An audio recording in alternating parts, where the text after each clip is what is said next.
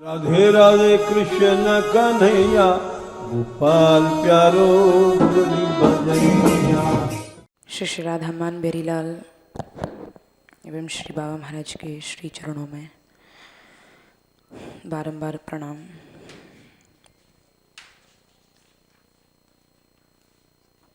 श्लोक संख्या 261। वृंदारण्ये नवरसकला कोमला प्रेम मूर्ति श्री राधा याश्च चरण कमला मोद माधुर्य सीमा राधाम ध्यायन रतिकली के रसिक तिलके नाट्य केली विलसाम तामे वाहम कथमिह तनुन्यस्त दासी भवेयम।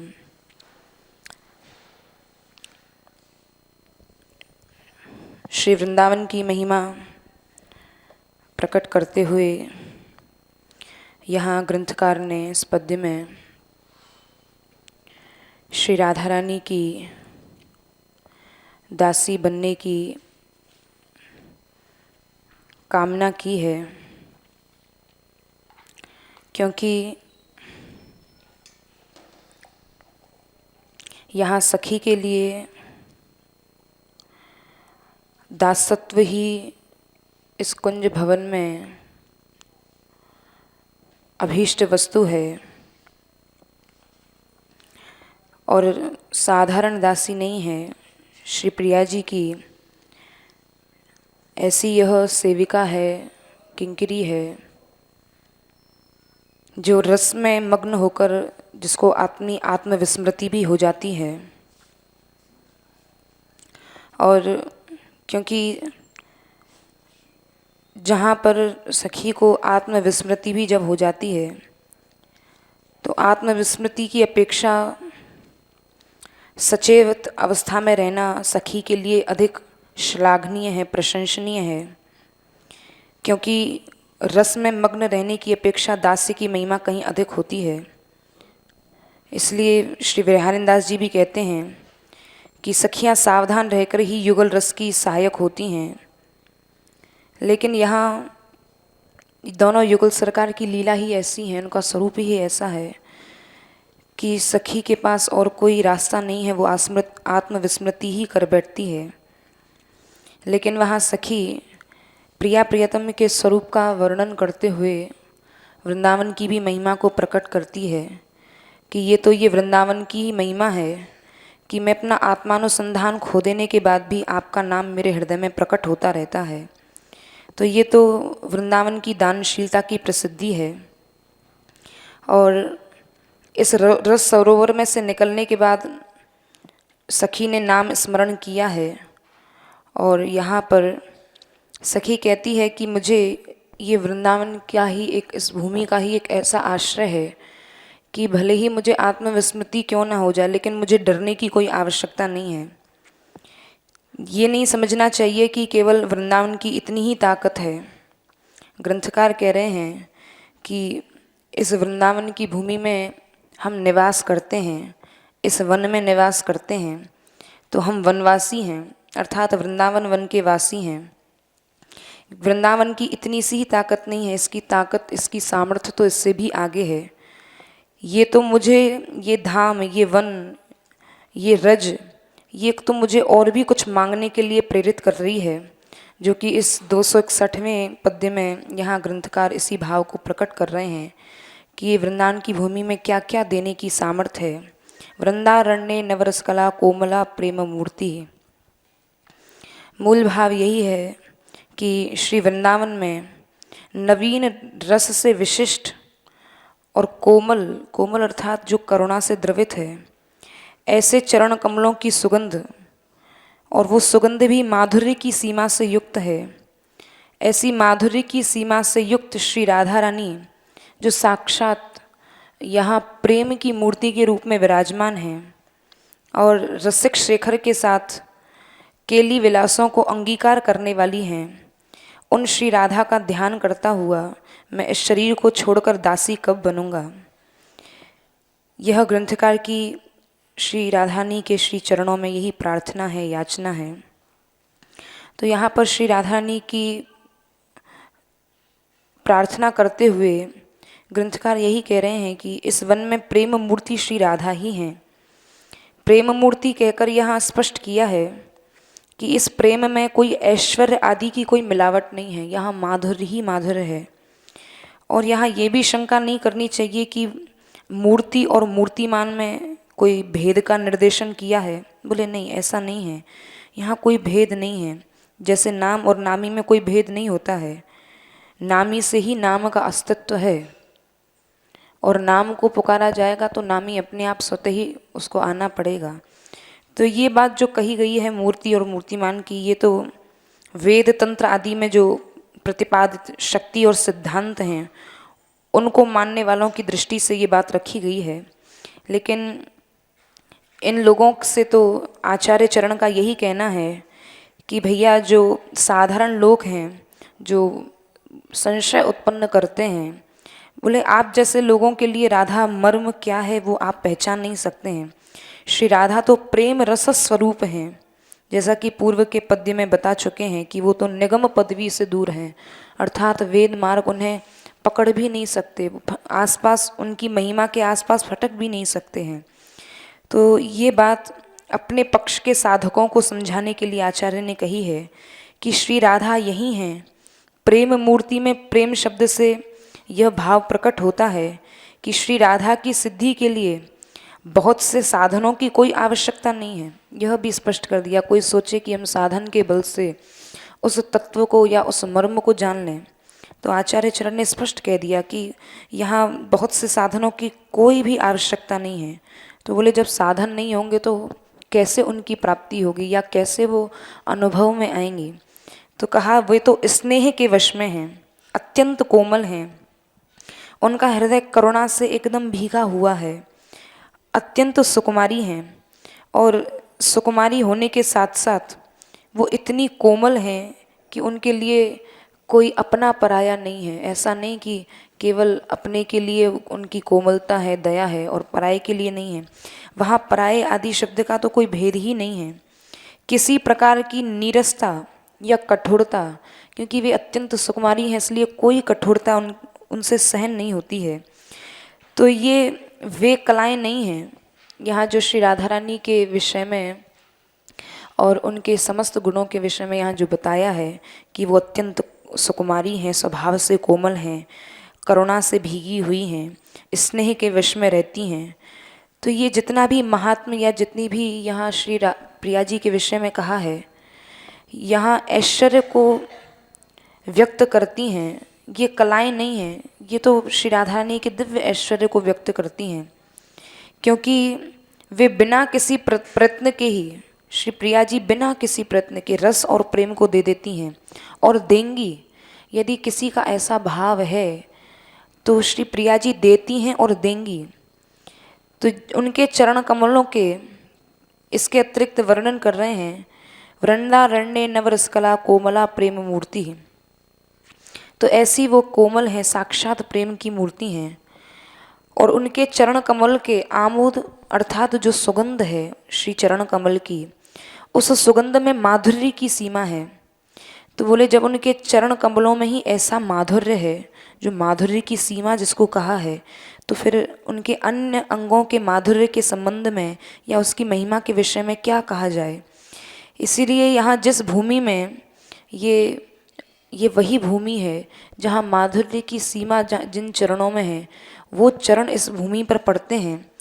तो उस भूमि में यहाँ जब चरण पड़ते हैं तो उसके संबंध में भैया ये ठीक ही कहा है। ये कोई इस भूमि के संबंध में जो भी प्रशंसा की गई है या इस भूमि की जो महिमा का वर्णन किया गया है, वो ये नहीं समझना चाहिए कि ये कोई अतिशयोक्ति है या कुछ बढ़ा चढ़ा कर कह दिया गया है। बोले जब ऐसे चरण जिस भूमि में पड़ेंगे तो उसकी महिमा का कैसे वर्णन किया जा सकता है। तो वृंदावन परम रस में सुधा की माधुरी का मूल स्रोत है।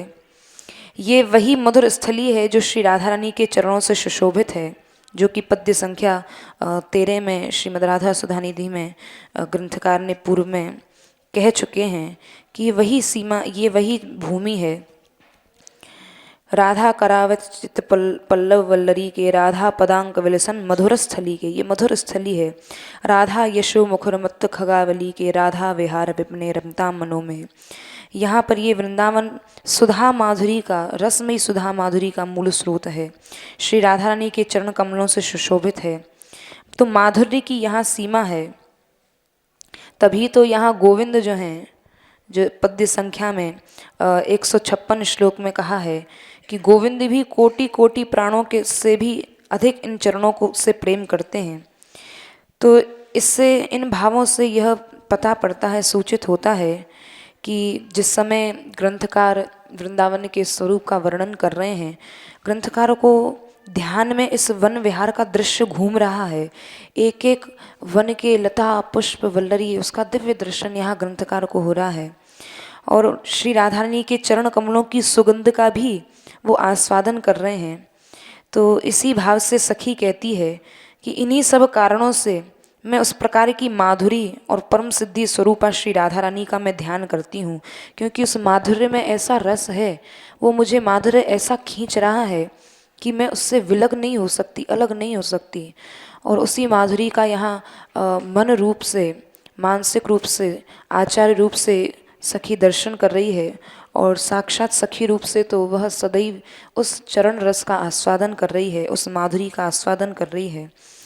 तो यहाँ पर जो आत्म शब्द कहा है, रसिक तिलक के ना तत्केली, आत्म अर्थात स्वीकृत शब्द में यह भाव लिया गया है कि राधा ऊपर से तो वाम रहती हैं, अर्थात प्रियतम से प्रतिकूल रहती हैं। ऐसा लगता है कि जैसे कभी कभी प्रियतम को कहती हैं तुम दूर हट जाओ, कभी कभी तो श्री प्रिया जी प्रियतम को हाथ पकड़ के निवृत्त निकुंज से बाहर निकाल आती हैं, जाओ तुम तो इसी के लायक हो।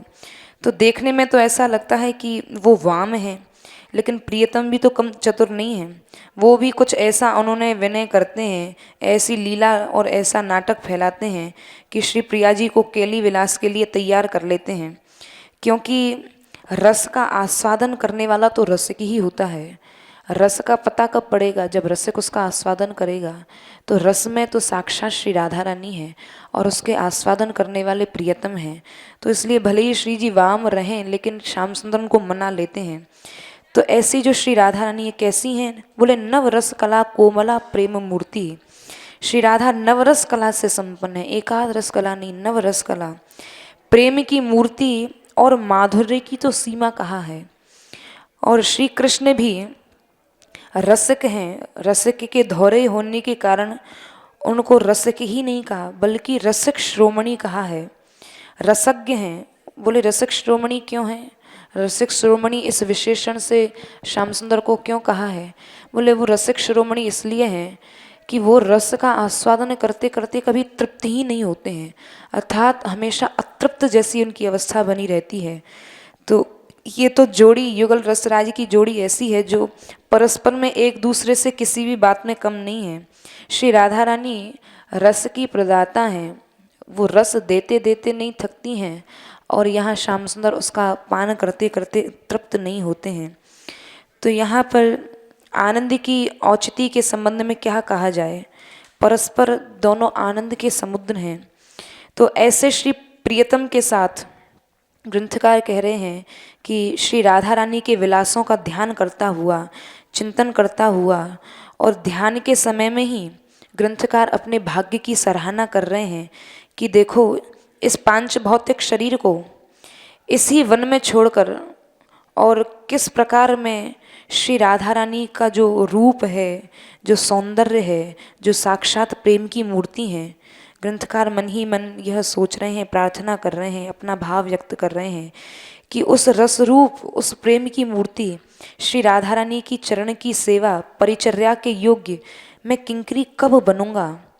तो यहाँ कथम द्वारा ग्रंथकार ने अपने हृदय की अभिलाषा व्यक्त की है, क्योंकि आचार्य के शरीर में तो यहाँ कहने से पुरुषत्व का आभास मिलता है कि ये तो आचार्य के रूप में जो बात कही गई है ये तो पुरुष के रूप में कही गई है।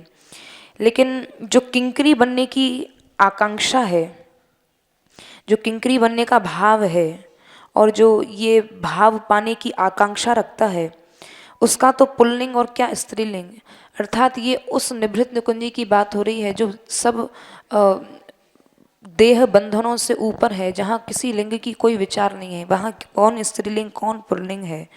तो कथम की दूसरी व्यंजना यह भी संभव है कि किंकरी पद को प्राप्त करना, ये आश्चर्य यहाँ ग्रंथकार व्यक्त कर रहे हैं कि क्या मेरे ऊपर प्रिया जी,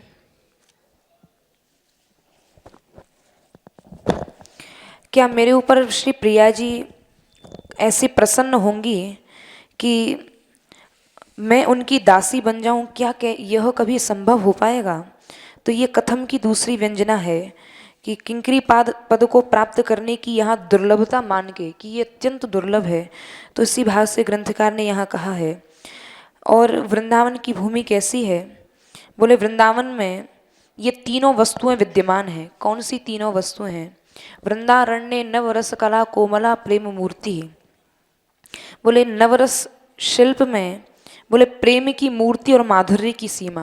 बोले सबसे पहले तो श्री राधा रानी जो प्रेम की मूर्ति हैं और माधुर्य की सीमा है, वो यहाँ रस तो यहाँ सिद्धावस्था पर रहता है। तो पहली अवस्था तो ये हुई, पहली वस्तु तो ये हुई है। और ये वो अवस्था है, ये रस की जो अवस्था कही है, जो सिद्धावस्था कही है, ये साधारण अवस्था नहीं है। बोले ये वो अवस्था का वर्णन ग्रंथकार कर रहे हैं जब विभाव अनुभाव और संचारी भाव के संयोग से यहाँ पर ये जब भाव प्रकट होता है, ये उस सिद्धावस्था की चर्चा हो रही है। और यहाँ पर रति जो है, जो बीज के रूप में पहले से ही अंतर आत्मा में सोई हुई रहती है।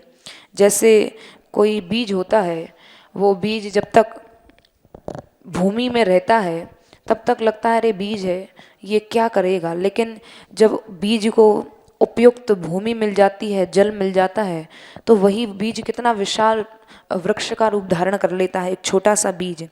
तो वैसे ही यहाँ रति तो बीज के रूप में पहले से अंतरात्मा में सोई रहती है, लेकिन जैसे ही इस रति रूपी बीज को रस अवस्था की, रस रूपी भूमि की अथवा रस रूपी जल की प्राप्ति हो जाती है, तो ही तब ये रस की अवस्था ही अनुभूति रूपी वृक्ष के रूप में यह स्वरूप प्रकट कर लेती है।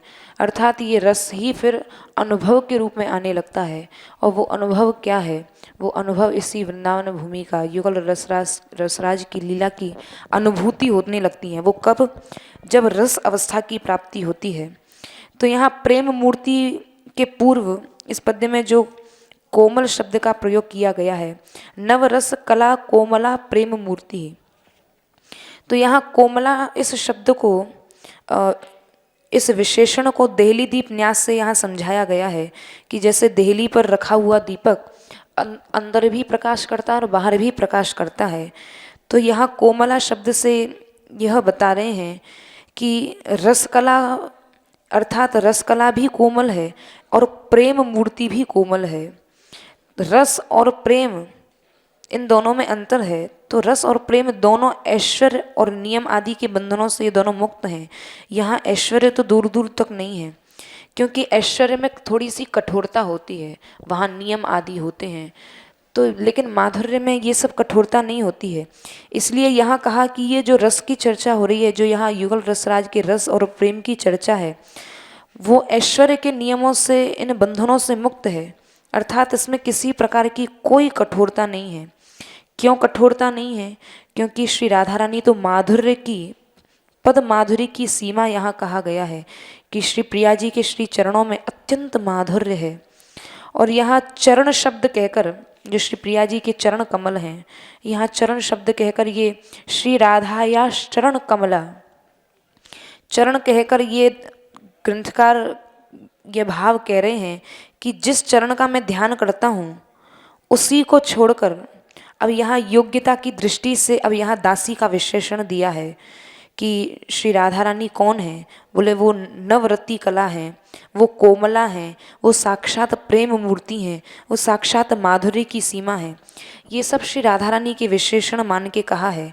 लेकिन अब यही चारों विशेषणों को यहाँ जो श्री राधा रानी की सखी है, उस सखी का विशेषण मान के अब यहाँ अर्थ कर रहे हैं।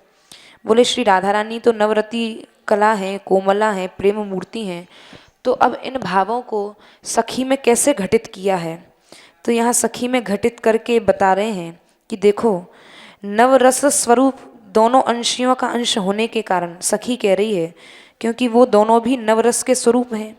अब उन्हीं की तो मैं अंशिनी हूँ, उन्हीं का तो मैं अंश हूँ, इसी के कारण मेरे में भी वो कला है, अर्थात मैं भी रसमयी हूँ। क्योंकि वहाँ युगल रसराज भी रसमय हैं, वह जिस भूमि में विराज रहे हैं वो भी रसमय हैं, उनका परिकर भी रसमय है, वहाँ के वृक्ष, क्योंकि उनके संयोग से, श्री प्रिया प्रियतम के संयोग से वहाँ उस संपूर्ण वन प्रांत में रस ही रस आ गया है। तो इसलिए उसी रस के आश्रय से यहाँ सखी कह रही है कि उनकी अंशी हूँ मैं, तो मैं अंश होने के कारण मेरे में भी वो रस है, रसमयी हूँ। और रसमय लोक में, अब ये लोक ही रसमय है, तो रसमय शरीर ही यहाँ उत्पन्न होगा। और नवरस कला की सखी परक दूसरी व्याख्या यह है कि प्रिया प्रियतम दोनों से मेरा संबंध है, दोनों की सेवा में मैं उपस्थित रहती हूँ, तो दोनों से संबंध होने के कारण नवीन रस का ये सखी मनन करती है, और इसी रस का मनन करते हुए उसी का गान करती है, और उसी का वर्णन करती है। तो इसीलिए वहाँ रस ही रस है। और कला का अर्थ यहाँ सहृदय जनों को अपनी रुचि के अनुसार यहाँ लगा लेना चाहिए, क्योंकि इसी श्रीमद् राधा सुधानिधि के 256वें श्लोक में कहा है कि जो अद्भुत और नवीन रस कला, जो नवीन रस में अपना कैंकर्य श्री राधा रानी प्रदान कर मुझे स्वीकार करें, क्योंकि उन्हीं के पास यह रस है, ये कला है, क्योंकि वो कला की सीमा है, समस्त कलाएं उनसे प्रकट हुई हैं। क्योंकि ये कला जो है, चाहे गान है, नृत्य है, जितने भी कलाएं सखियों को आती हैं, वो सब श्री राधा रानी स्वयं सिखाती हैं सखियों को कि तुम प्रियतम के लिए इस प्रकार ऐसे आभूषण बनाओ। नृत्य की पूरे पद्य में हम लोगों ने सुन चुके हैं कि स्वयं श्री राधा रानी नृत्य की अनेक अनेक भाव भंगिमाएं सखियों को सिखाती हैं। काव्य रचनाएं हैं, तो ये 64 कलाओं में प्रवीण होने के कारण, क्योंकि श्री राधा रानी इन कलाओं में प्रवीण हैं, वैसी ही उनकी सखियां भी इन्हीं कलाओं में प्रवीण हैं। तो इतनी प्रवीण होने के कारण वह सखी नवरस कला है। तो ये जितने लक्षण श्री राधा रानी में प्रकट किए हैं, वही सखी परक अर्थ भी किया है। और सखी कहती है कि समस्त कलाओं में हमारी स्वामिनी जो निष्णात हैं, पूर्ण हैं, और हम सखियों को कभी मधुर रस में, उस मधुर रस के उत्सव में प्रविष्ट करेंगी। और यहाँ पर केवल श्री राधा रानी से यह प्रार्थना कर रही है, क्या वो ऐसा करेंगी, अर्थात आचार्य रूप से ये भावना ग्रंथकार कर रहे हैं। और सिद्ध रूप से तो सदैव श्री स्वामिनी जी के उस सेवा में उसको अधिकार, उस उत्सव में उसको सदैव अधिकार प्राप्त है। तो यहाँ जो इस पद्य में कोमलता की चर्चा की है कि श्री राधा रानी अत्यंत कोमलांगी हैं और नवरस कला से संपूर्ण है। वृंदारण्य नवरस कला कोमला, कोमला प्रेम मूर्ति। तो यहाँ कोमलता से यही तात्पर्य है कि केवल श्री अंग की ही कोमलता नहीं, बल्कि यह कोमलता जो सखी की जो वर्णन की गई है, बोले मन वाणी शरीर आदि में, यहाँ पर कोमलता के कारण यह भाव व्यक्त किया है कि चाहे वो वाणी की कोमलता हो। अब यहाँ दास का यही लक्षण है कि वो अपने मन वाणी शरीर सबसे अपने स्वामी की सेवा में उपस्थित रहे। केवल ऐसा नहीं कि केवल ऊपर ऊपर शारीरिक रूप से तो सेवा कर रहा है, लेकिन मन से हृदय से खींच रहा है कि अरे कितनी और सेवा करनी पड़ेगी। तो ये हृदय की कठोरता आ गई। तो यहाँ पर दासत्व का सबसे पहला लक्षण यही है कि वो शरीर से तो कोमल हो ही, हृदय से भी, मन से भी, वाणी से भी, उसके मुख से भी ऐसे वचन निकलें जो अत्यंत कोमल हों, जो सामने वाले के हृदय में अर्थात स्वामी के हृदय में एकदम शीतलता उत्पन्न कर दें। तो यहाँ कोमलता से यही तात्पर्य है कि मन की कोमलता, वाणी की कोमलता, शरीर की कोमलता, और जो दृश्य में अनुभव में आ रहा है या जो अदृश्य रूप से जो लावण्य संपन्न सुकुमारता है, वो दासत्व के कारण किसी भी अंश में यहाँ पर कठोरता का आभास नहीं होना चाहिए। तो वैसी सुकुमार स्वामिनी जब निकट हों, जब सामने साक्षात श्री सुकुमारी निकट हों, तब तो ऐसा ही दासत्व होना चाहिए कि जहाँ वाणी में भी कोमलता है, शरीर में भी कोमलता है, मन में भी कोमलता है। तो ऐसी जो श्री राधा रानी है, यहाँ कोमलता से यही सखी के प्रति जो भाव प्रकट किया गया है वो यही भाव है कि उसके मन में भी कोमलता है, वाणी में भी कोमलता है। तो ऐसी सखी प्रेम की जो साक्षात स्वरूप है, जो युगल संबंधी स्नेह को, जो युगल सरकार के प्रति जिसका स्नेह बराबर है, ऐसी जो हित की मूर्ति है, मूर्ति का यही भावार्थ है कि प्रेम के जितने भी अंग उपांग हैं उन सब की अभिव्यक्ति यथार्थ रूप से सखी में होती है। प्रेम के जितने अंग उपांग हैं वो सखी में सब दिखाई पड़ते हैं। और प्रेम शब्द, ये मूर्ति शब्द द्वारा प्रेम की सघनता यहाँ दिखाई पड़ती है कि देखो, वैसे तो सबको श्री राधा रानी की, सबके ऊपर श्री प्रिया जी की कृपा है, लेकिन यहाँ प्रेम की सघनता क्या है? यहाँ प्रेम की सघनता को यहाँ दिखाया है कि अन्य सखियों की तुलना में यहाँ ये सखी अपनी अंतरंग जो मंत्रित्व है कि कभी ये दासी भी बन जाती है, कभी कभी प्रिया प्रियतम के मध्य में मंत्रित्व का भी ये कार्य करती है। तो ये अंतरंग मंत्रित्व अर्थात प्रिया जी की पूर्ण कृपा पात्रा होने की ये अभिव्यक्ति कर रही है कि मेरे ऊपर कैसी कृपा है श्री प्रिया प्रियतम की, कि मैं उनकी इतनी कृपा पात्रा हूँ। उसी कृपा पात्रता को यहाँ व्यक्त कर रही है कि ऐसी प्रेम की साक्षात मूर्ति हैं श्री प्रिया जी। और श्री राधा रानी ने अत्यंत प्रसन्न होकर ये दास से संबंधी सुगंध मुझे प्रदान की है। तो इससे पता पड़ता है कि मैं कितनी कृपा पात्रा हूँ और ये दास से जनित हर्ष सेवा भाव की स्थापना मुझ में ही की है। इसीलिए मैं निकुंज के बाहर भी, निकुंज के बाहर कहने का सखी का क्या भाव है? तो यहाँ ग्रंथकार यही कह रहे हैं कि निकुंज के बाहर अर्थात आचार्य रूप में और प्रिया जी के रूप और गुणों को अपनी दास्ता के वैभव की सुगंधता से मैं बाहर भी फैलाती हूँ, और निकुंज में तो जो सदैव सखी रूप से इस सुगंधी को, इस सौरभ को और इस सुगंधी में मैं पहले से ही स्थित हूँ। बाहर आचार्य रूप से फैलाती हूँ और अंदर श्री प्रिया जी की अंतरंग सखी के रूप में हूँ। क्योंकि श्री प्रबोधानंद जी ने भी जो कहा है कि सखियों के शरीर को श्री राधा रानी के चरण कमल की ज्योति समुद्र के फेन स्वरूप कहा है। तो ये तो स्पष्ट है ही कि सखियाँ श्री प्रिया जी के चरण कमल की सुगंध स्वरूपा हैं और प्रिया जी की सेवा के योग्य शरीर प्राप्ति के लोभ से ये सखी जो श्री राधानी की सखी है, वो श्री राधानी की मैं कब सखी बनूंगी, क्योंकि इस समय जिस समय ये लीला का वर्णन कर रही हैं उस समय आचार रूप से हैं, तो इसलिए ये पीड़ा का अनुभव कर रही हैं कि मैं ये शरीर कब प्राप्त करूंगी। इस शरीर की प्राप्ति के लोभ से सखी ऐसा कह रही है। वर्तमान शरीर को छोड़ देना चाहती है, इसका यही भाव है। बोले लेकिन वर्तमान शरीर को तो छोड़ देना चाहती है जिसके आचार्य रूप के द्वारा, अब यहाँ पर आचार्य रूप के द्वारा तो श्री प्रिया प्रियतम का सदैव उत्सव संपन्न होता है जो आचार्य जन करते हैं।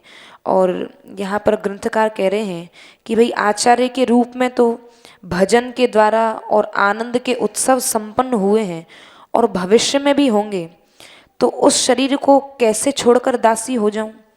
अब यहाँ असमंजस में यहाँ ग्रंथकार पड़ गए हैं। अब ये शरीर छोड़ा भी नहीं जाता और छोड़ने की इच्छा करके और सखी शरीर की प्राप्ति भी करना चाहते हैं, तो ये इस प्रकार का शरीर छोड़ने का जो दुख है वो उन्हें इस प्रकार सता रहा है। ठीक वैसे ही जैसे पति के संयोगानंद का अनुभव करके जब कोई स्त्री ससुराल के लिए विदा होती है तो नवेली को अपने जन्मभूमि यानी जो अपना पीहर है उसको छोड़ते वक्त भी दुख होता है। इधर वो पीहर को भी नहीं छोड़ना चाहती है, उधर पति को भी नहीं छोड़ना चाहती है। अब यहाँ वो क्या करे? तो यहाँ सोच रहे हैं कि ये आचार्य के रूप में जो आनंद प्राप्त हो रहा है, उत्सव हो रहे हैं, इसको भी कैसे छोड़ूं, और जब तक इसको नहीं छोड़ा जाएगा तो कैसे दासी रूप में हूँ। तो ये यहाँ पर ये भाव प्रकट कर रहे हैं ग्रंथकार। और अंतरंग पक्ष में यहाँ पर ये भाव लिया गया है कि देखो जब प्रिया प्रियतम निकुंज में विहार मग्न थे तो ये सखी बाहर बैठी बैठी उनके दर्शन के लिए और उनकी सेवा के लिए उत्कंठित हो रही है और उत्कंठित होकर कहती है कि यहाँ कुंज के बाहर, यहीं इसी कुंज के दरवाजे पर, अब यहाँ पर प्रिया प्रियतम तो अंदर लीला कर रहे हैं और मैं यहाँ कुंज के बाहर दरवाजे पर बैठी हुई हूँ। यहाँ पर अब मैं क्या करूँ कि प्रिया प्रियतम की सेवा में उपस्थित हो जाऊँ। तो सखी सोच रही है कि अब ऐसा कौन सा कार्य करूँ, अगर मैं शरीर रूप से जाती हूँ तो प्रिया प्रियतम को संकोच होगा। तो अब यहाँ सखी सोच रही है कि मैं इस शरीर के पूरे जो ये मेरा शरीर है इसके लवाजमा को यहीं रखकर और इस योग्य हो जाऊं, अर्थात मेरे अंदर ये सामर्थ्य आ जाए कि श्री प्रिया प्रियतम के विहार के समय में जितनी सामग्रियां उनके उपभोग में आ रही हैं, जिन सामग्रियों को वो उपयोग में ले रहे हैं, उन सामग्रियों की भांति ही मैं दंपत्ति की सेवा के उपयोग में आ सकूं, जिससे उनको कोई संकोच भी नहीं होगा और मैं उस रूप में उनकी सेवा में उपस्थित हो जाऊंगी। तो यहाँ किंवा अर्थात लिंग शरीर मात्र रह जाऊं, ताकि मेरे कारण युगल रसराज को कोई संकोच ना हो। जैसा कि श्री चतुरासी जी में भी कहा है, आज नागरी किशोरी, आज नागरी किशोर भावती विचित्र जोरी, कहा कहो अंग अंग परम माधुरी। आज की श्री अंग की शोभा जो परम माधुरी है, विचित्र जोड़ी है प्रिया प्रियतम की, कहा कहो कहे में नहीं आती है, अर्थात मेरी वाणी स्थगित हो जाती है, रुक जाती है, कहाँ तक कहूँ। करत केली कंठ मेली, बाहु दंड गंड मंड, परम सरस रास लास मंडली जुड़ी। आज यह परम रास लास मंडली जुड़ी है और करत केली, केली कर रहे हैं, कैसे कर रहे हैं, बाहु दंड, गलबैयाँ दे रखी हैं, कंठ मेली, इस प्रकार दोनों प्रिया प्रियतम ये आज यहाँ ऐसी रास लास मंडली जुड़ी है। श्याम सुंदरी बिहार, बांसुरी मृदंग तार, मधुर घोष नूपुरादि, किंकिनी चुरी, देखत हरिवंश आली, नर्तती सुगंध चाल, बारी फेर देत प्राण देर सौंदुरी। आज तो दोनों प्रिया प्रियतम के स्वरूप पर प्राण भी न्यौछावर कर दूं तो वो भी कम है।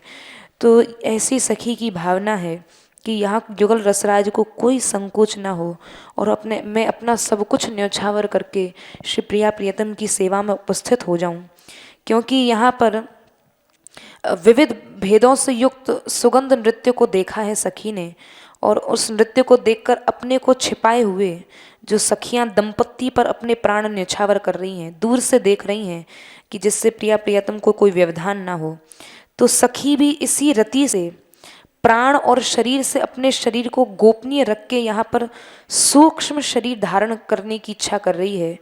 क्योंकि इसी कारण देवताओं की भांति सूक्ष्म जो वायुवी शरीर धारण करने की देवताओं के पास सामर्थ्य होती है, वो वायुवी रूप धारण करके कहीं भी जा सकते हैं। तो यहाँ पर वायुवी रूप प्राप्त करने की इच्छा के विशेषण के द्वारा यहाँ अपना आशय, अपना भाव सखी व्यक्त करती है।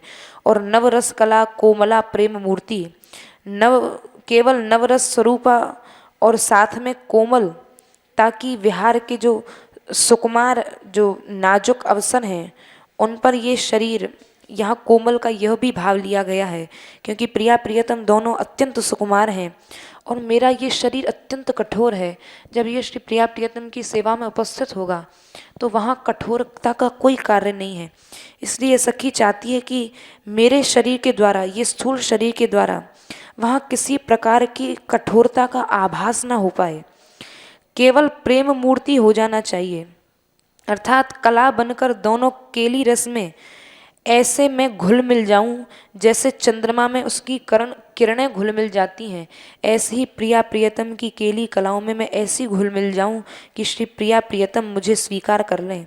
और इस प्रकार प्रिया प्रियतम सुकुमार अंगों से जब विहार कर रहे होंगे तो कोमलता बन के, अर्थात यहाँ सखी ने कोमलता का यह भाव प्रकट किया है कि मैं कोई स्वरूप नहीं बल्कि कोमलता बनकर ही उनमें समा जाऊं, वो कोमलता ही मेरा स्वरूप हो, उनके चरण कमलों की सुगंध की तरह मैं एकाकार हो जाऊं।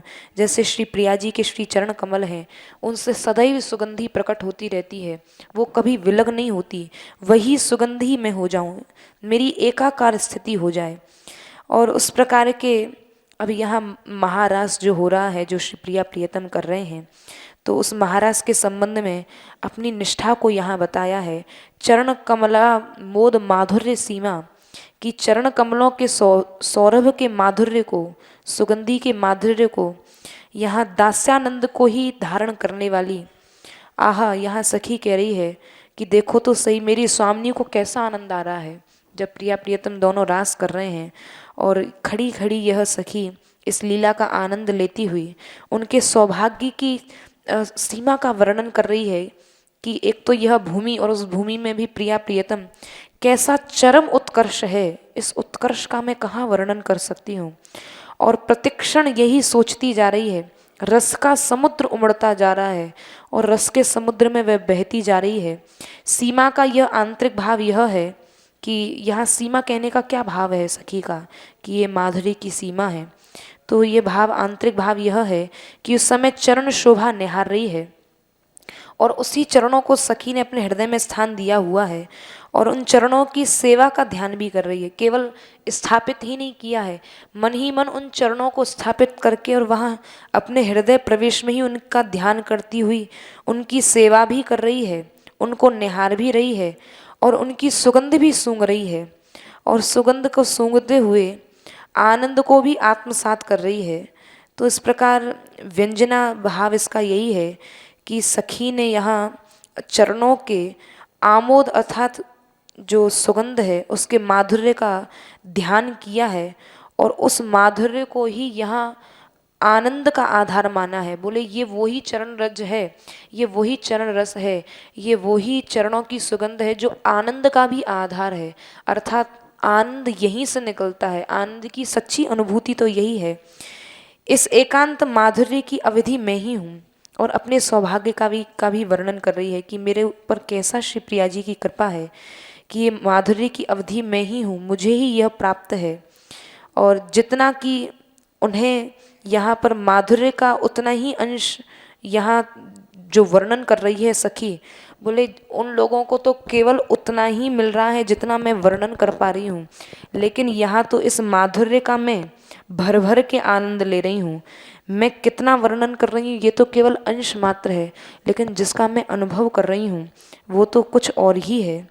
तो यहाँ उस माधुर्य आनंद के क्षेत्र में सखी कह रही है मुझसे आगे बढ़कर कोई हो ही नहीं सकता है।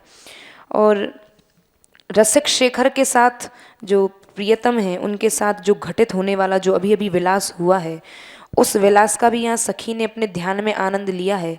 बोले वो आनंद भी सर्वोपरि है, इसलिए यहाँ ध्यायन कहा है कि स्वयं सखी होते हुए भी ध्यायन अर्थात पुल्लिंग प्रयोग इस आशय में किया गया है कि यहाँ पर जो इस प्रकार का ध्यान सखी कर रही है कि साधारणतया तो सखी जन ही इसको कर सकती हैं, लेकिन प्रिया प्रियतम मेरी शारीरिक उपस्थिति में संकोच का अनुभव करते हैं, इसलिए भौतिक शरीर को छोड़कर रस प्रेम कोमलता आदि के साथ यहीं मैं एकाकार स्थिति को प्राप्त हो जाऊं और दासता को प्राप्त करूं।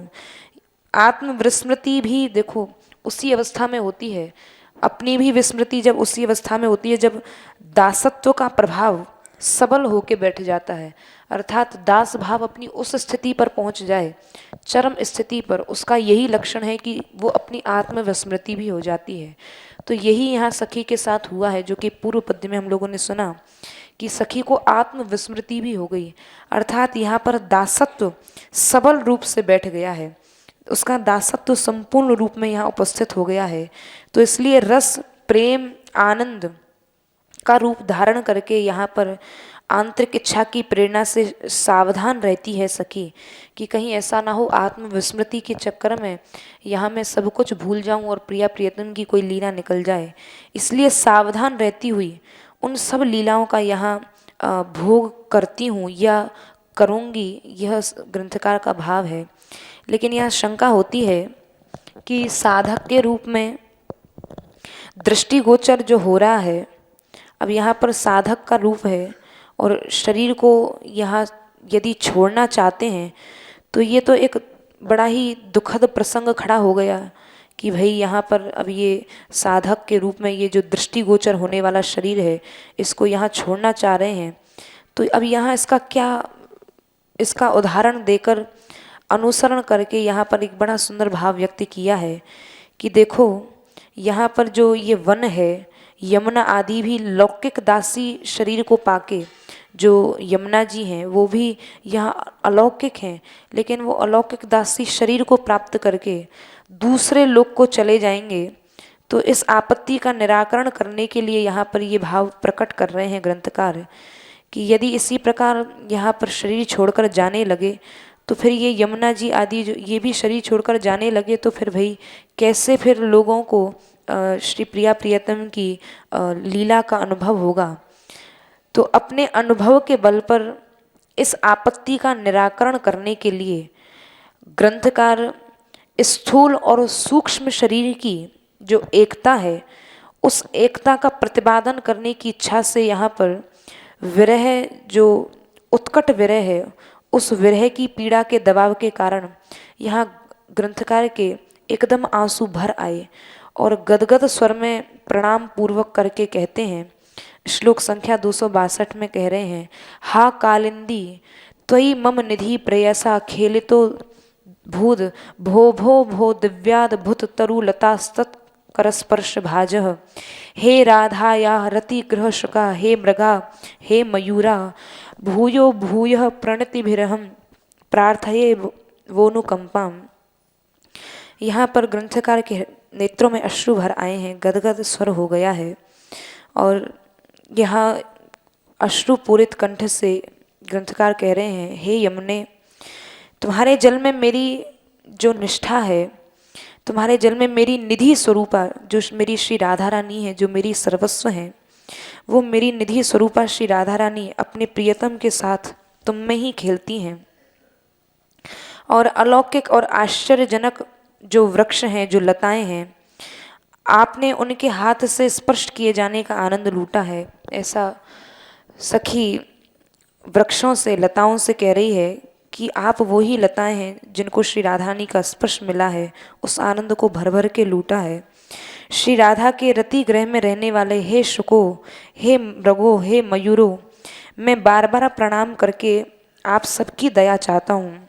मुझे ये जो अनुभव प्राप्त हो रहा है ये सब केवल आपकी दया से ही मुझे प्राप्त हो रहा है।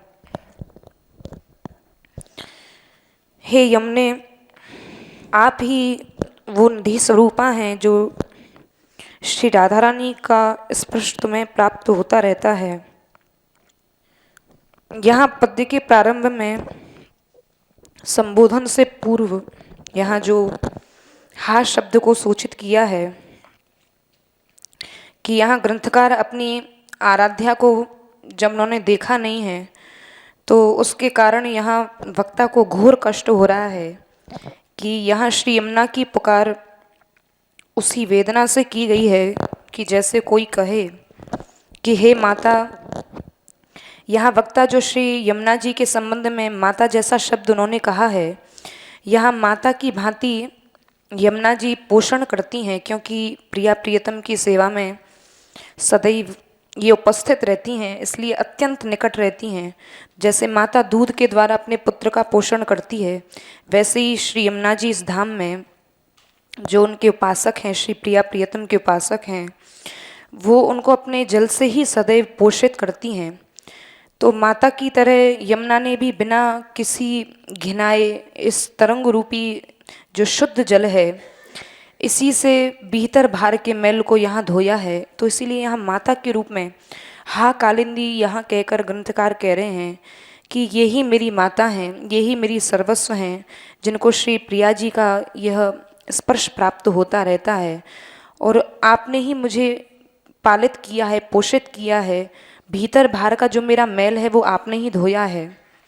अपने प्रति यमुना की इस अविच्छिन्न ममता को ध्यान में रख के यहाँ पर ग्रंथकार कह रहे हैं कि यह जान के कि पुत्र की व्यथा को माता सदैव सुनती है, सदैव उद्यत रहती है, तो उसमें इतनी शक्ति है कि उसके दुख को दूर कर सके, इसलिए वो माता सब तरह का प्रयास करती है। तो इसी आत्मविश्वास के संबंध में यहाँ यमुना के संबंध में यहाँ हा शब्द का हाल कालिंदी त्वयि मम निधि प्रयासा खेली तो भूत, उसी उसमें इतनी शक्ति है कि वो दुख को दूर कर सकती है। तो हा शब्द का यहाँ प्रयोग किया है, मानो ये कहना चाहते हैं कि क्या तुम भी मेरी उपेक्षा करती हो।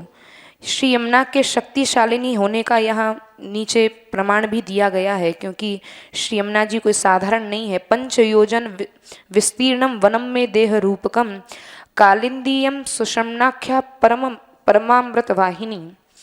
पंचयोजन में जो फैला हुआ वृंदावन का स्वरूप है, स्वयं श्री श्याम सुंदर कह रहे हैं, ये वृंदावन मेरा ही शरीर है। और परम अमृत में जल को लेकर यहाँ जो श्री यमुना जी प्रवाहित होती हैं, वो सुषुम्ना नामक ये यमुना जी हैं, ये कोई साधारण नहीं है। यही क्योंकि शरीर में सुषुम्ना नाम की जो नाड़ी है, इसमें ही प्राण का संचार होता है, तो ये प्राणवत हैं। तो यहाँ इस कथन के अनुसार यमुना का महात्म जो समस्त वेद पुराणों में प्रसिद्ध है, और यमुना के प्रति यहाँ सखी की, जो श्री प्रिया जी की अंतरंग सखी है, उसकी पूर्ण ममता यहाँ दिखाई दे रही है। और उनके साथ बहुत पुराना सहज स्नेह संबंध है, क्योंकि मधुपति का सर्वस्व होने के कारण श्री राधा रानी श्याम सुंदर की निधि हैं, और उन्हें अपनी मम कहकर सखी यह व्यक्त किया है कि जो हे श्याम सुंदर, आपकी निधि हैं वो मेरी भी निधि हैं। तो सखी के प्राणों का आधार वो सखी हैं, श्री राधा रानी हैं, और उनको प्राप्त करना उतना ही कठिन है जितना कि जब किसी रंग को खजाना मिल जाए, तो खजाना मिलने के बाद जब उससे बिछोह होता है, तो रंग को ऐसा लगता है जैसे प्राण ही ना चले गए हों। तो ऐसी ही सिद्धि स्वरूपा मेरे प्रेम का विषय श्री राधा हैं, और प्रेयसा अर्थात प्रियतम के साथ यह सूचित किया है कि तुम्हें यमुना को, जो पूर्ण श्रृंगार सेवा का आनंद का अनुभव, क्योंकि प्रिया प्रियतम जब भी यमुना जल में प्रवेश करते हैं, पूर्ण श्रृंगार के साथ वहाँ प्रवेश करते हैं, तो वह आनंद भी श्री यमुना को मिलता है।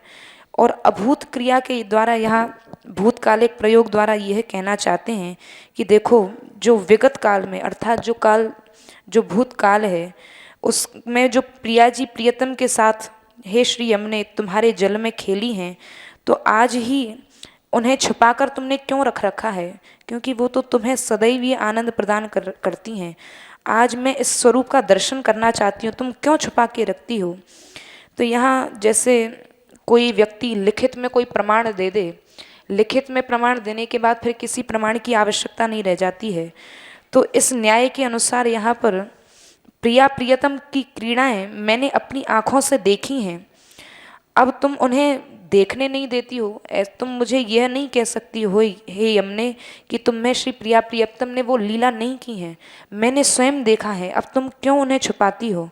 तो इसी दुख को व्यक्त करने के लिए यहाँ सखी कह रही है, हा शब्द का यहाँ प्रयोग किया, हा कालिंदे, कि यहाँ पर गूढ़ व्यंग यह है कि यह महान अन्याय, और ये यमुना जी से कह रही हैं कि तुम्हारी महान अन्याय है और निठुरता है कि तुम उन लीलाओं को मुझसे छुपा रही हो। अथवा यहाँ हा शब्द से यह भी सूचित किया गया है कि ये दुख का विषय है कि साधारण जन समुदाय को यमुना की महिमा के संबंध में अनुभव ही नहीं है कि यमुना जी क्या है, इनका स्वरूप क्या है। साधारण लोग तो यही जानते हैं कि तुम्हारा यह वही रूप है जिसने दंपत्ति को अनेक क्रीड़ाएं करने के साधन जुटाए थे। तुम तो बदली ही नहीं हो, तुमको तो लोग पहचान ही नहीं पाते हैं। भला इसमें तुम्हारा कोई दोष नहीं है। मुझे तो ये सब इसलिए मालूम है, सखी कह रही है, क्योंकि मेरी श्री राधा रूप निधि के साथ तुम्हारा संबंध है। यहाँ खेलने के साथ, अब यहाँ जो श्री यमुना जी में प्रिया प्रियतम लीला करते हैं, तो खेलने के सूचक चिन्ह जो सुगंध केसर रंग आदि यहाँ इस जल में जब देखे जाते हैं। अब सखी को कैसे पता पड़ा कि श्री प्रिया प्रियतम ने यहाँ लीला की है। तो यहाँ पर जब प्रिया प्रियतम ने यहाँ लीला की है, तो जो श्री प्रिया जी के श्री वक्षस्थल पर जो केसर आदि लगा हुआ था, वो जब श्री यमुना जी के जल में घुल मिल गया, तो उसकी जब सुगंधी आई है और जल का भी वर्ण जो है पीत हो गया केसर के कारण, तो यहाँ सखी जान गई कि यहाँ श्री यमुना जी में भी अभी प्रिया प्रियतम ने लीला की है, जो कि अग्रिम पद्य में वहंती राधाया 263 में श्लोक में इसका वर्णन आएगा। तो यहाँ जल से दृष्टि हटाकर, अब यहाँ जल में दृष्टि पड़ी सखी की, तो जल से यह ज्ञात हुआ कि प्रिया प्रियतम ने यहीं लीला की है।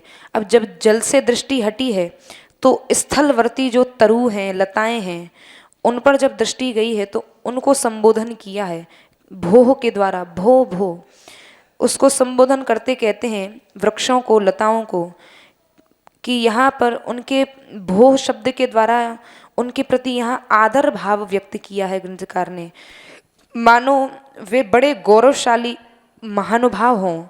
क्योंकि ये आदर सूचक शब्द जो है वो जो सम्मानित जन होते हैं उनके लिए प्रयुक्त किया जाता है, तो उसी शब्द को यहाँ ग्रंथकार इन वृक्षों के लिए, लताओं के लिए प्रयोग कर रहे हैं। क्योंकि ये साधारण नहीं है, ये महान गौरवशाली महानुभाव है। क्योंकि सखी को उनका अनुग्रह प्राप्त करने की इच्छा है कि जब तक इनका अनुग्रह नहीं होगा तब तक मैं कैसे उस रस की अधिकारिणी हो पाऊंगी। तो इसलिए मन में कुछ शंका भी है कि पता नहीं ये मेरे ऊपर अनुग्रह करेंगे कि भी नहीं करेंगे, क्योंकि ये लताएं अलौकिक हैं।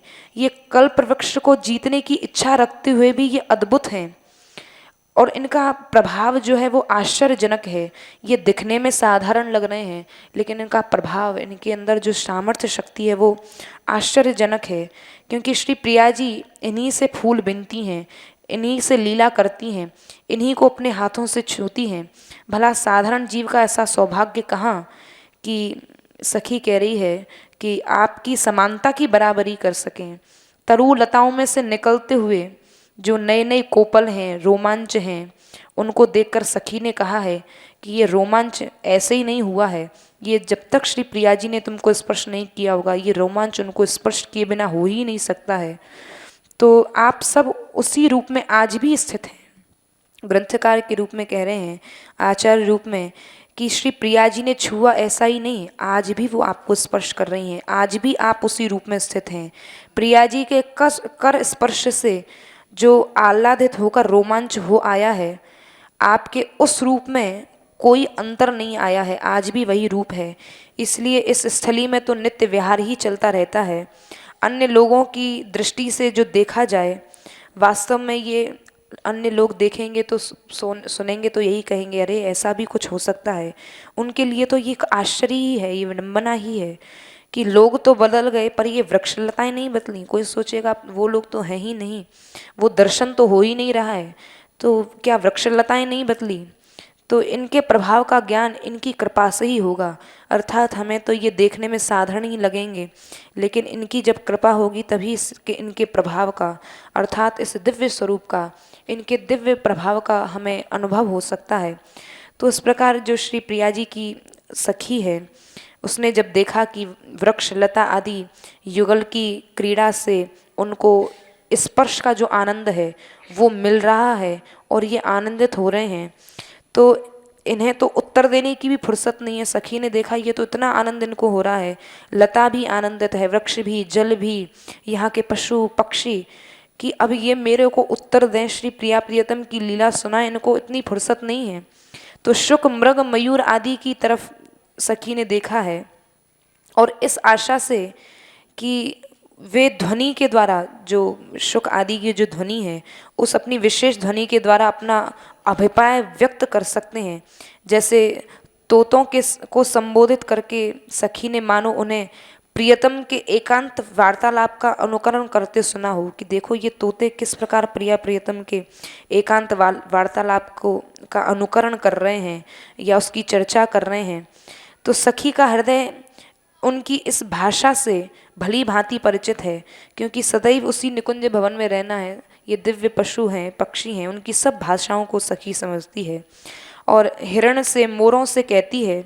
इनकी आनंद पूर्ण क्रीड़ा को देखकर सखी के हृदय में यहाँ विरहजन्य दुख की जो अनुभूति है वो प्रबल हो रही है। क्यों प्रबल हो रही है, क्यों दुख की अनुभूति हो रही है? क्योंकि यहाँ सखी सोचती है कि देखो इन हिरणों को, मोरों को तो ये अभीष्ट वस्तु अवश्य मिल गई है, नहीं तो ये इतने प्रसन्न हो ही नहीं सकते थे। इसका मतलब इनको ये रस मिल गया है। और ग्रह शुक, मृग और मयूरों के पूर्व, यहाँ शुक को भी ग्रह शुक कहा है, क्योंकि ये शुक साधारण नहीं है, ये प्रिया प्रियतम के ग्रह के निज निकुंज मंदिर के शुक हैं। और मयूरों के पूर्व हे शब्द का जो प्रयोग किया है, यहाँ हे शब्द से सखी ने उनके सौहार्द का पता लगाया है। मानो वे उनसे कह रही हैं कि आप सब एक स्थान से दूसरे स्थान पर जा सकते हैं, क्योंकि पक्षियों में सामर्थ्य होती है, यहाँ से उड़े वहाँ चले गए, परिभ्रमण करते हैं, और मेरे जो प्रश्न हैं उनके उत्तर देने में भी आप समर्थ हैं। धन्य हैं आप सब। और क्योंकि हम सब इस वन में एक मित्रता की भांति रहते हैं। तो इसलिए प्रिया प्रियतम की जो प्रेम गोष्ठी हो रही है वो अभी अभी तुम देखकर आए हो, तभी तो इतने प्रसन्न हो रहे हो। तुम जो चर्चा कर रहे हो तुम मुझे भी तो बताओ। अरे मैं भी तो तुम्हारी मित्र हूँ। अब मित्र के साथ ऐसा धोखा करना तो ठीक नहीं है कि तुम आपस में चर्चा कर रहे हो, उसका आनंद ले रहे हो और मुझे नहीं बता रहे हो। तो इन पशु पक्षियों को एक ही प्रकार से यहाँ एक ही प्रकार से संबोधित किया गया है हे द्वारा। फिर भी प्रत्येक को पृथक पृथक संबोधित करके उनकी प्रतिदिन की क्रीड़ा जो नाचना है, पद्यों को पढ़ाना है, उन्हें याद दिलाकर अपनी बात सुनाने के लिए जो सखी उन्मुख करती है, मानो वह एक एक पशु से, पक्षी से, लता वल्लरी से, सबसे ये लीला सुनना चाहती है। वो तोतों से सुनना चाहती है कि श्री प्रिया जी ने तुम्हें किस प्रकार नाम रटाया। किसी से हंस आदि से पूछना चाहती है कि तुमको किस प्रकार नृत्य कराया। तो एक एक को याद दिलाकर वो लीला सुनना चाहती है। और क्योंकि 180वें श्लोक में ये हम लोगों ने सुना कि श्री प्रिया प्रियतम कभी कभी तो प्रियतम के यश से परिपूर्ण श्लोकों को श्री राधा रानी शुक सारिकाओं को पढ़ाती हैं। तो यही सखी को याद आया है। कभी मधुर स्वर से बोलने वाली सारिकाओं को अपने रसपूर्ण श्लोकों को पढ़ाते हुए और अपने हाथों से तालियां बजा बजा कर मोरों को श्री प्रिया जी नचाती हैं। तो वो नृत्य की बात को श्री प्रिया वो सखी मोरों से सुनना चाहती है। तो इस रीति से, इस पद्धति से प्रत्येक पक्षी के द्वारा जो आनंद उनको मिला है उसको स्मरण कराने की यहाँ प्रस्तुत इस पद्य में उल्लेख नहीं किया गया है, लेकिन स्वतः अनुमान लगा लेना चाहिए। क्योंकि मोर का स्वभाव बड़ा विचित्र होता है और वो भावुक व्यक्तियों की प्रकृति से बहुत कुछ मेल खाता है। इसलिए हरिण है, यहाँ के निकुंज के खरगोश हैं, बंदर हैं, उनके विषय में तो खेलने के उपयोग में आते हैं, क्योंकि वो तो प्रिया जी को खेल खेल कर प्रसन्न करते हैं, तो इसलिए उनका नाम लिया गया है। और पूज्यत्व की दृष्टि से सखी के लिए ये सब पूज्य ही हैं, क्योंकि ये किसी ना किसी भांति श्री प्रिया जी को रिझाते हैं, प्रसन्न करते हैं, उनकी सेवा में उपस्थित रहते हैं। तो इसके कारण उनको जो आनंद मिलता है उससे प्रेरित होकर सखी अपने हृदय की विशेष बातों को उनसे कहती है। कोई भी हृदय में बात प्रकट होती है, भाव प्रकट होता है, तो सखी इन्हीं से बात करती है। कभी शुकों से बात करती है, कभी तोतों से बात, कभी मोरों से बात करती है। अपनी तीव्र उत्कंठा को इन्हीं तोतों से यहाँ बताती है। लेकिन अब यहाँ पर जो रति विलास का ये जो प्रसंग चल रहा है कि श्री प्रिया प्रियतम यहाँ एक विचित्र विलास में निमग्न है, तो प्रिया प्रियतम के साथ जो समागम का प्रसंग है उसमें जो प्रसंग में जो वचन कहे गए हैं, प्रातः काल का समय है, केली कुंज का मार्जन करते समय यहाँ सखी भाव व्यक्त कर रही है कि जब श्री प्रिया प्रियतम प्रातः काल कुंज भवन में जाने के लिए उद्यत होंगे तो उससे पहले मैं मार्जनी सेवा करूंगी। मार्जनी करते समय इन तोतों के द्वारा अनुकरण किया गया मैं कब सुनूंगी। इन भावों से सखी का यह भाव प्रकट होता है कि ये पशु पक्षी रहस्य के पात्र हैं, इनको उस रहस्य का ज्ञान है, इनको उस रहस्य की प्रतीति है, अर्थात अनुभव है, ज्ञान है, जिसका प्रवेश हर किसी को नहीं हो सकता है। तो इनका काम निकुंज के बाहर क्रीड़ा करना ही नहीं है, बल्कि यहाँ ये समस्त वृंदावन ही रति स्वरूप ही है। यहाँ पर रहस्य लीलाएं निकुंज में ही होती हैं, अर्थात ये रति ग्रह का मतलब केली कुंज ही समझना चाहिए। ये केली कुंज है जहाँ पर इनकी लीलाएं चलती रहती हैं। और यमुना का संबंध युगल की क्रीड़ा से बताया गया है, क्योंकि जो तरु लताएं हैं वो प्रिया जी का उनको स्पर्श मिलता है, जो तोते हैं उनको तोतों को रति ग्रह का आनंद मिलता है। और किंतु मृग और मोरों के बारे में किसी संबंध का निर्देश नहीं किया गया है, क्योंकि कभी कभी समय के भेद के संबंध का भेद यहाँ दिखाई देता है और कभी नहीं दिखाई देता है। किंतु इसका मतलब ये नहीं है कि प्रिया प्रियतम के संबंध में इन पशु पक्षियों के साथ भिन्न भिन्न प्रकार के होते हैं। बोले नहीं, प्रिया प्रियतम सबके ऊपर समान कृपा करते हैं और अपनी अपनी योग्यता के अनुसार यहाँ सभी अपनी अपनी सेवा उपस्थित करते हैं। तो इसलिए साधक को इन्हें इस दृष्टि से देखना चाहिए, जो साधक जन हैं, जिन्होंने इस भूमि का आश्रय ले रखा है और जो श्री प्रिया प्रियतम की लीला का अनुभव करना चाहते हैं, उनको तो इसी दृष्टि से देखना चाहिए कि इनके अनुग्रह की ही आवश्यकता है। इनका जब तक अनुग्रह नहीं होगा, इनकी जब तक कृपा नहीं होगी, यहाँ के वृक्ष की, यहाँ के लताओं की, यहाँ के पक्षियों की, यहाँ के पशु की, स्थावर जंगम की, तो इसीलिए यहाँ सखी ने इनसे दया की भीख मांगती है। और आप सबकी सहायता से सखी कह रही है कि आप सबकी सहायता से ही मुझे आपने अभीष्ट की प्राप्ति कराई है। और ये अभीष्ट की प्राप्ति उसी प्रकार हो जाएगी जैसे कोई मंत्री की सिफारिश से राजा तक कोई व्यक्ति पहुंच जाता है, वैसे ही तुम लोगों की सहायता से मैं प्रिया प्रियतम तक पहुंच जाऊंगी।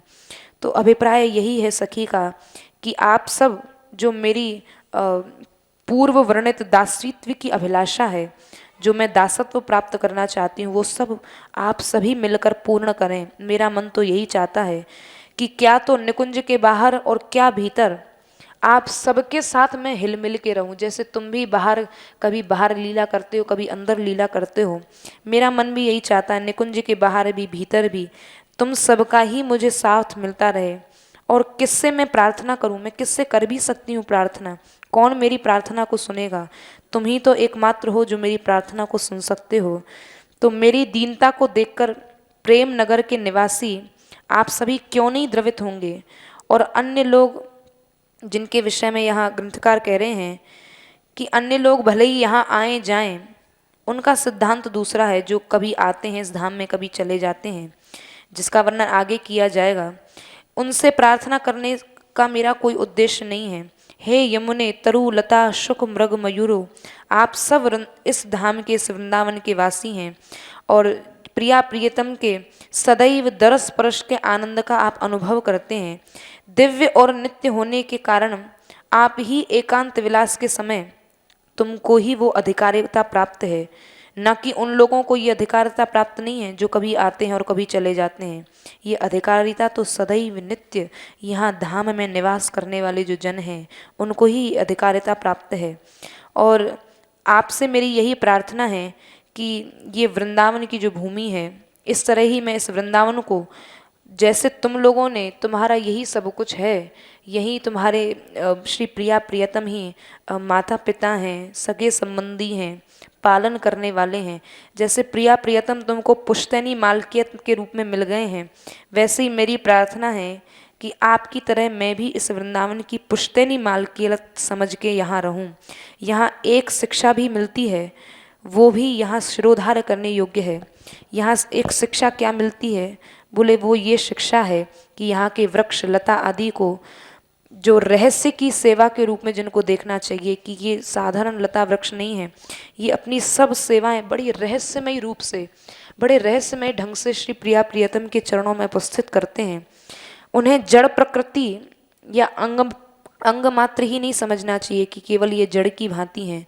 इसी आशय से यहाँ श्री स्वामी हरदास जी के चरित्र में भी कहा है कि जब श्री स्वामी श्री हरदास जी महाराज श्री बांके बिहारी लाल का भोग लगाते हैं, तो बांके बिहारी लाल का भोग लगाने के बाद संपूर्ण 56 भोग को यहाँ के मोर मरकट आदि जितने भी बंदर हैं उनको उनमें बांट देते थे।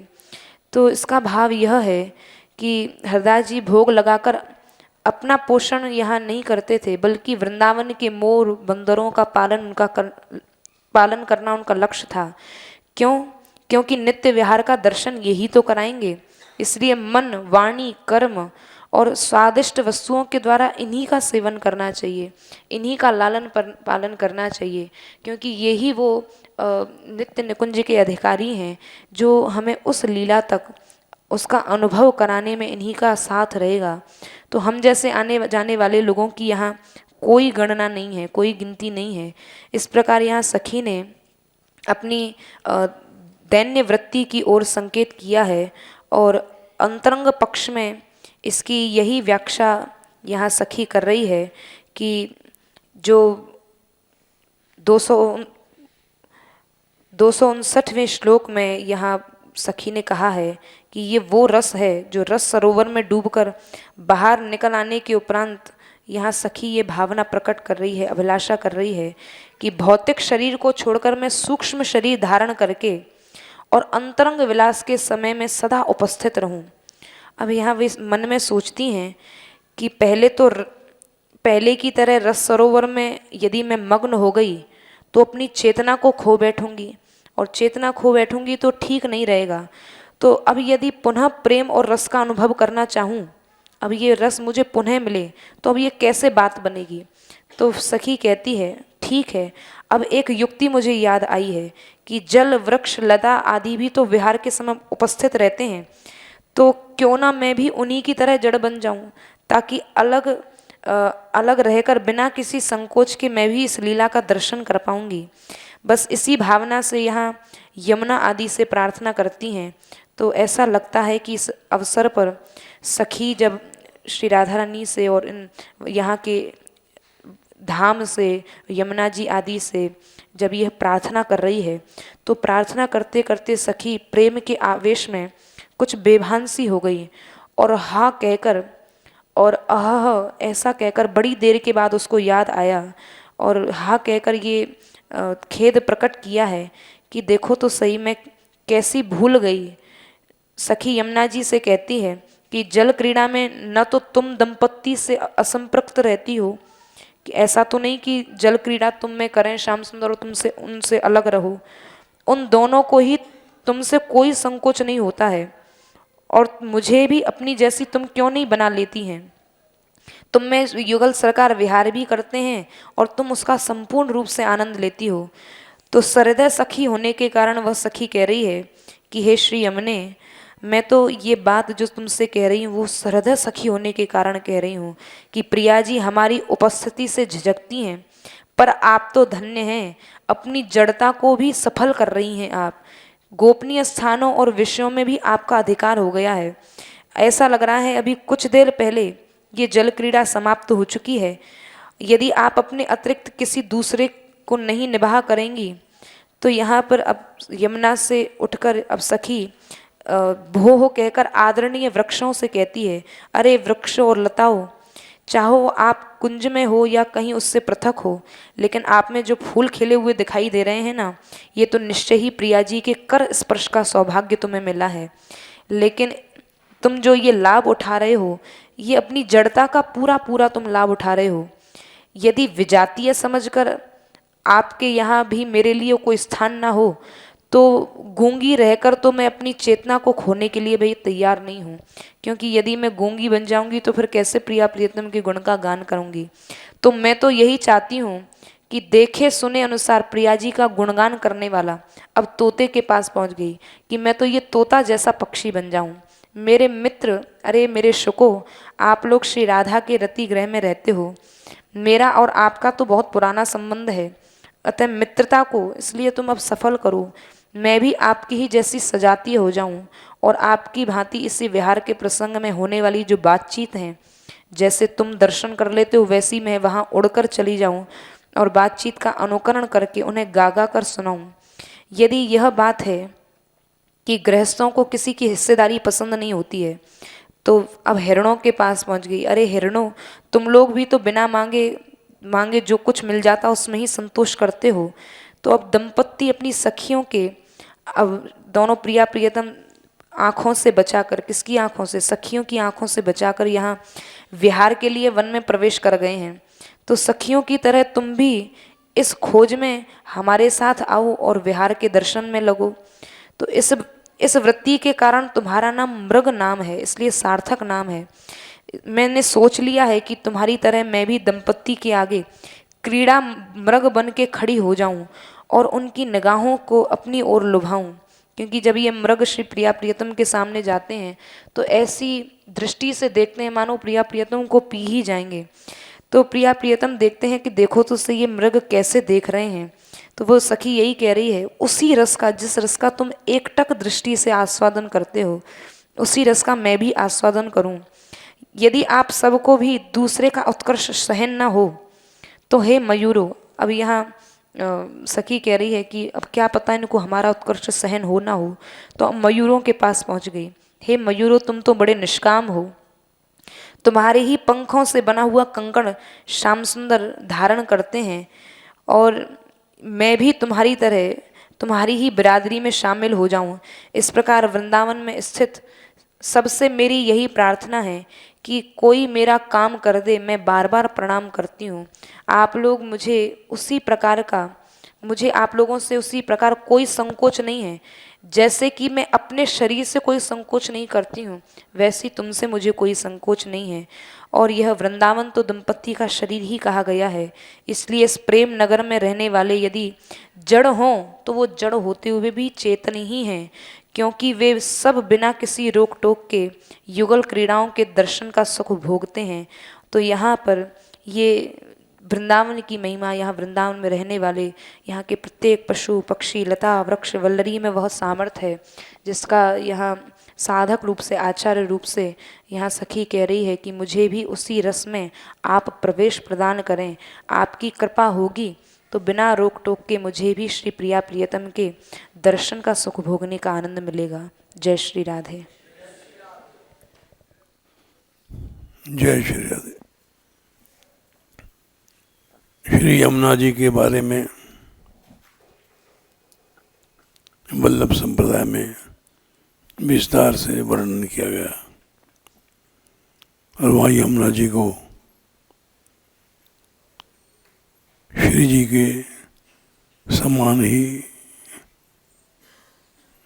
लगभग माना गया।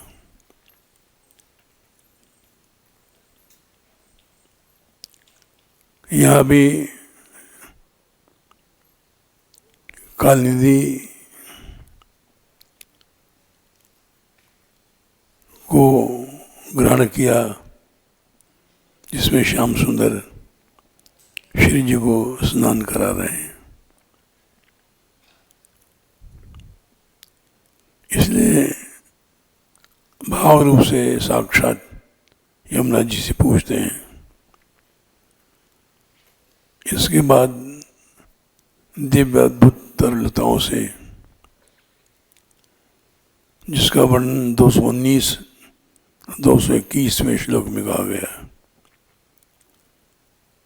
यहाँ के दिव्य पशु पक्षियों से याद श्री जी क्रीड़ा करती हैं। हंसों की जोड़ी से जैसे चल रहे हैं वैसे श्री जी भी उनका अनुकरण करती हैं। 219वें श्लोक में और 221वें में सारिकाओं को अपने रस के पद्य को पढ़ाती हैं और 21वें में मोरों को नचाती हैं ताली दे दे करके। और ऊपर के श्लोकों में यहाँ के लताओं का अनुकरण करती हैं जो वृक्षों से लिपटी हुई हैं। ये सब भावना जगत की बातें हैं। ये इसलिए कहा सूक्ष्म है कि इस धाम में इसी भाव से रहना चाहिए। यहाँ के पशु पक्षी, मृग का नाम इसलिए कहा गया, मृग्यंते चारों घूमा करते ढूंढते रहते हैं राधा रानी को, इसलिए इनको मृग कहा गया। ये सब भावना जगत की बातें हैं, स्थूल दृष्टि से नहीं समझा जा सकता। ये तो भावना से जब श्री जी कृपा करती हैं, इतनी सूक्ष्म दृष्टि बन जाए भाव जगत में, तब वो समझ सकता है और भावना कर सकता है, नहीं तो भावना भी नहीं कर सकता। जय श्री राधे।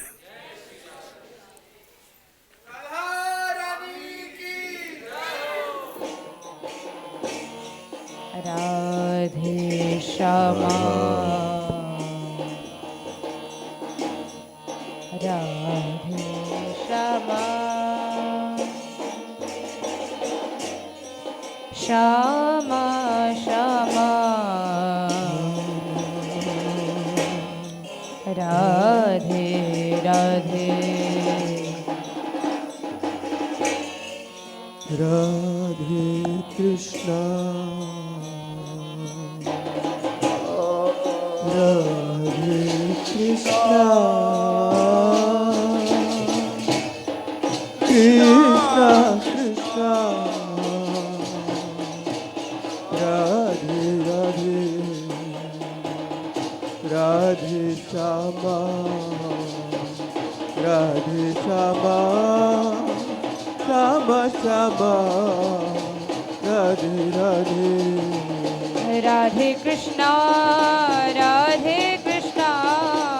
कृष्णा कृष्णा राधे राधे राधे श्यामा श्यामा श्यामा श्यामा राधे राधे राधे कृष्णा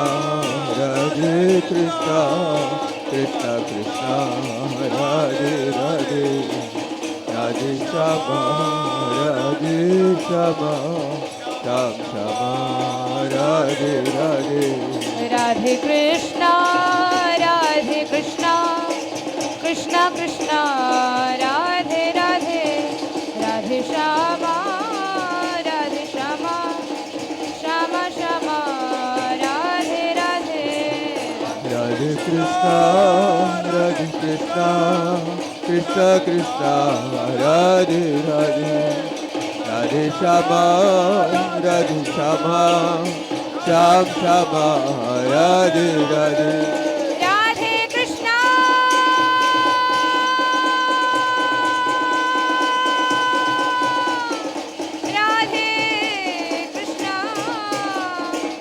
कृष्णा कृष्णा राधे राधे राधे श्यामा श्यामा श्यामा श्यामा राधे राधे राधे कृष्णा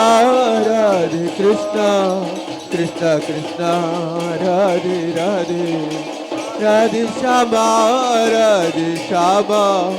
श्याम श्यामा राधे राधे राधे कृष्णा कृष्णा कृष्णा राधे राधे राधे श्यामा श्यामा श्यामा राधे राधे राधे कृष्णा कृष्णा राधे राधे राधे श्यामा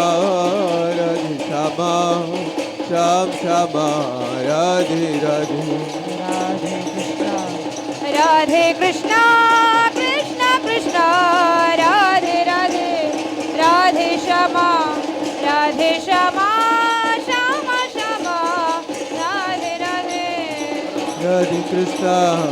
राधे कृष्णा कृष्णा राधे राधे राधे श्यामा श्याम श्यामा राधे राधे राधे कृष्णा कृष्णा राधे राधे राधे श्यामा श्यामा श्यामा राधे राधे राधे कृष्णा कृष्णा राधे राधे राधे श्यामा श्याम श्यामा राधे राधे राधे कृष्णा राधे राधे राधे श्यामा श्यामा श्यामा राधे राधे